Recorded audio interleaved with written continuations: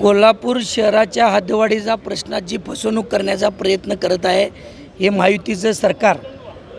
एकीकडे म्हणायचं की हद्दवाढ आम्ही करायला सकारात्मक आहोत, आमच्या नियोजनाचा बाब आहे.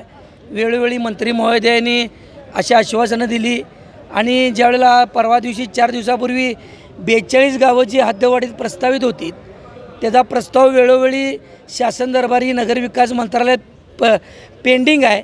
अशा वेळेला त्या खेडेगावातल्या त्या गावांना विशेष प्राधिकरणाचा विशेष दर्जा देण्यात आलेला आहे. कोल्हापूर प्राधिकरण म्हणजे 2017ला स्थापित झालं होतं. त्या 42 गावांना पुन्हा विशेष दर्जा दिला आणि आम्हाला म्हणायचं 1 एप्रिल 2027ला जी आत्ता सध्या डिजिटल जनगणना चालू आहे ती जनगणना पूर्ण झाल्या आम्ही हद्दवाढ करणार आहोत. आणि इकडं विशेष दर्जा मात्र या 42 गावांना द्यायचा. जर विशेष दर्जा त्या 42 गावांना दिल्यावर हद्दवाढ होईल का? हद्दवाढ होणारच नाही. हे कोणाला हे सांगायला ज्योतिषाची गरज नाही आहे.